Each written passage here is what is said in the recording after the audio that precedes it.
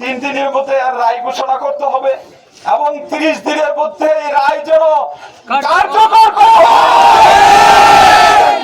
বিচার বিচার বিচার চাই, বিচার বিচার বিচার চাই।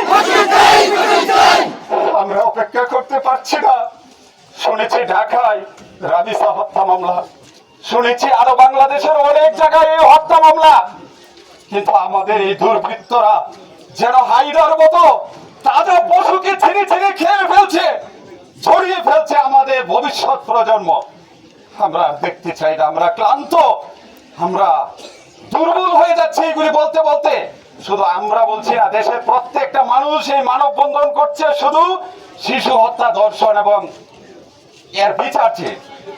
তো আজকে আমি লজ্জিত যে আমার নিজ উপজেলা ধুবরা থানার গোতলা ইউনিয়নের রঘুরা টাঙ্গাটি গ্রামের লাকমিয়া ভাইয়ের মেয়ের সাথে এমন একটি লজ্জাজনক ন্যাক্কারজনক ঘটনা হয়েছে, যেই ঘটনার পুনরাবৃত্তি আমরা দেখতে চাই না।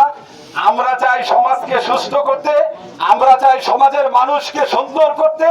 তাই এই সমাজ থেকে অবিচার, অনাচার, অত্যাচার, মাদক, ধর্ষণ, ঘুষের রাহাজানি, সুদ সকল পরিবারকে আমরা দৌড়িয়ে দিব। আপনারা চান কিনা? কারোই বাবার ক্ষমতা নাই যে বাংলাদেশের আইনকে হাতে তুলে নিয়ে বাংলাদেশে বসবাস করে, কিন্তু যে ঘটনাগুলি হয়ে গেছে সেই ঘটনাগুলি নিয়ে আমরা এগোতে পারবো না। কেন? এটা সরকারের হাতে, বিচারের হাতে।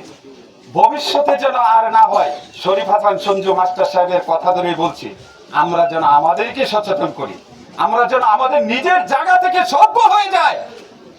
আমরা আর এই অসভ্যতা আমি দেখতে চাই না। তো আমি